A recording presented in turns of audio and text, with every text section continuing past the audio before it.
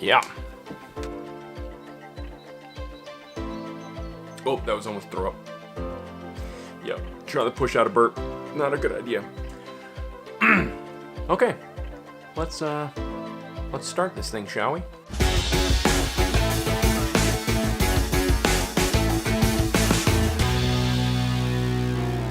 What's going on, guys? Welcome to the channel. So this week I thought we'd do something a little different. I thought I'd do a little Q&A session, and I haven't really ever done one of these, so I figured, hey, what the heck? Let's do something a little different, shall we? So yeah, let's do it. So our first question comes from Madison. She wrote, favorite camera. That's a tough one. It depends what I'm shooting, is what it really comes down to.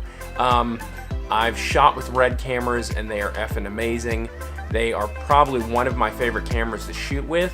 I also really like the Ursa Mini Pro. It kind of just depends what I'm shooting with. And I'm really starting to like the look of some of these Sony cameras for more run and gun, YouTube stuff. But yeah, if I had to have one, it would probably be a Red, but it's not really meant for this kind of stuff. But definitely one of, if not one of my favorite cameras. Also, I would take an Alexa. Question 2, what editing program do I use? Again, kind of a tough question, but I actually use Premiere for mostly everything. I use Premiere for everything that I'm doing on here. I'm also well versed in Resolve and in Final Cut and in Premiere. It kind of just depends on the project I'm doing. I do a lot of paid jobs aside from just the YouTube stuff, and I kind of need to be well versed in multiple editing softwares, so therefore I'm kind of using all of them at different times. But for this kind of stuff, I'm using Premiere Pro. I love it. It's awesome. Yeah. Question 3, favorite film. Ooh, that's a good one. I've got a couple favorite films, but my all-time favorite film is always to this day going to be Jaws by Steven Spielberg. It is like my movie. That is the movie when I was watching as I was growing up that said, I want to be a filmmaker. I want to do this kind of stuff. And I have never looked back since. Most people watched that movie and was terrified of it. Don't get me wrong, I was probably not the first to jump into the pool when I was younger after watching that.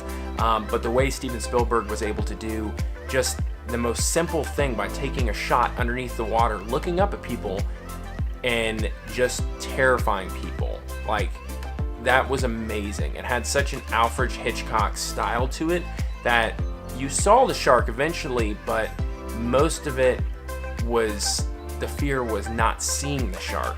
And yeah, all-time favorite movie is definitely Jaws. Question number 4, what do I think of the new Lamborghini? I'm not a car guy. I would rather have a Harley. That's just me. Question number 5, who is my favorite YouTube influencer? That's a good question. I've got a couple, but I gotta go with my man Peter McKinnon. He's pretty amazing, and I was kind of taken back watching his stuff because I've done film for a really long time, and seeing him do this stuff on YouTube, I think that's why he blew up in the amount of time that he blew up. He changed the game to a lot of people. I mean, Casey Neistat was an amazing storyteller, and still is, but Peter McKinnon is someone that just is a real stickler for it being just gorgeous before he puts it up there. And that's something that I do with my clients, so it was so inspiring to see someone do that on YouTube, you know, just the same as if you were handing it to a client. And it has definitely pushed, you know, my creativity. Aside from his tutorials are awesome, and I'm very new at stills and photography. I've done film for a really long time, but I'm very new for photography side, and I greatly enjoy his tutorials. Question number 6. What is your favorite part of creating a new piece of art? Is it between the moment you get the idea, or is it when you share the project? My favorite part of any project actually I think is in the middle of it. Anytime that we are filming something and we're doing a commercial, being right in the middle, the chaoticness of shooting something, like that is my element. That is where I just thrive on those moments. We were in Seattle not too long ago. We were there shooting for 2 days. 2 of the days were travel, and then 1 of the days was scouting, and then we were also shooting it. If you haven't watched that video, I'll put it up here somewhere. Go check it out. I'll leave it in the description below. We vlogged the entire time. It was awesome. But that's not the point. The point is we were filming nonstop for 2 straight days. We had very little sleep whatsoever. It was crazy, chaotic. The elements were terrible when we were outside, but that was my element. I enjoy every moment of it. Looking back and not being there right now, it just makes me want to get back on a film set, back doing something I love doing. It doesn't even have to be that big of a set. It's being in that moment, being there filming something. That is my favorite part. I also love sharing it, and I love editing it because I'm an editor. I do a lot of editing, but being there is probably my favorite part. Being in it right there, just all up in it. Question number 8. Is this 8? I'm losing track. What would be your ideal setup for a new YouTuber? Good question. Good question. I am actually shooting right now on the Canon SL2 or I think it's the 200D International. I'm not really sure on that. It's a great camera. It only shoots 1080, but it's got a flip out screen. It's like $500. I think maybe $600 with the kit lens, but it's a great like first starting setup.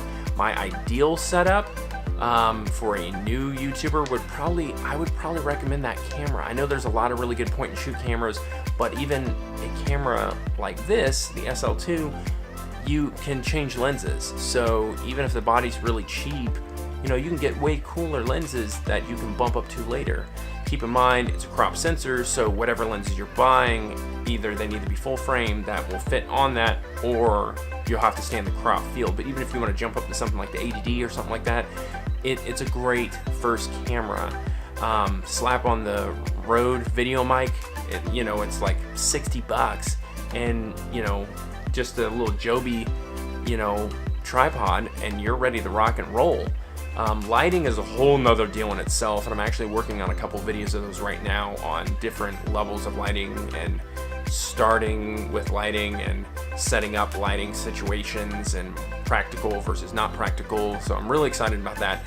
But I would definitely recommend the Canon SL2 for a new beginner, even though I'm contemplating jumping ship from Canon into the Sony world just for the needs that I need. Not everyone starting off needs 4K. I don't really need it for the 4K. It's nice that it's there, but there's a lot of things that are really enticing to me over something like this. But for the price point, this is a solid camera, and I've been happy with it.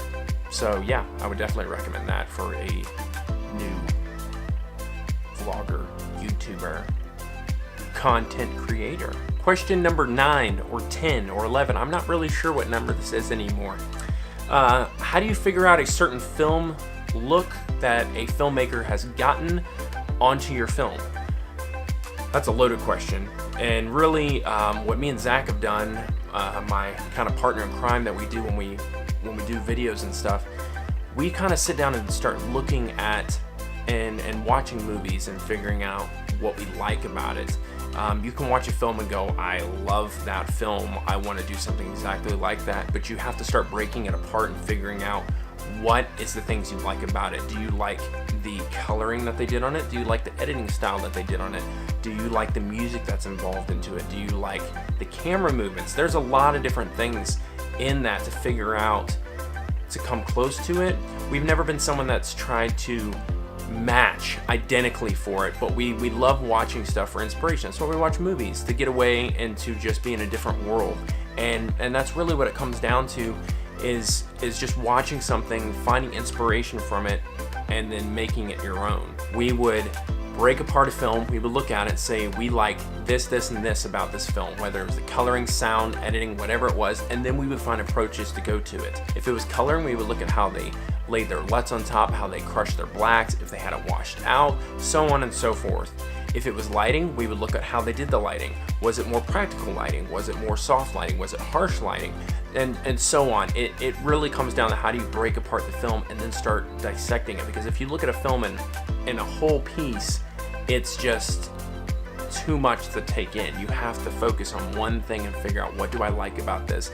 And that's kind of how you start matching and finding different styles and figuring out your own style within that. Because you may like one or two things about a film or something that a director did, but you don't like the others. And it kind of starts to figure out in your brain, what do you like about it and what you don't. And you become your own creator in this process. You find your own style in this process. And that's kind of how we did it, is we started to sit down and figure out films that we like. We'd send films to each other, or short films or commercials or whatever it was, and we'd start breaking it apart and figure out, we like this, this, and this. We don't like this so much, and we would start molding it into something that would give us inspiration. And that's kind of really how we did it. Last question. Do you feel accomplished on where you've gotten so far on YouTube? Short answer, yes. I've been doing film for a really, really, really long time, and I know it doesn't happen overnight, and it's something that I enjoy doing. I started this channel as to help other people. So short answer, yes, I am happy.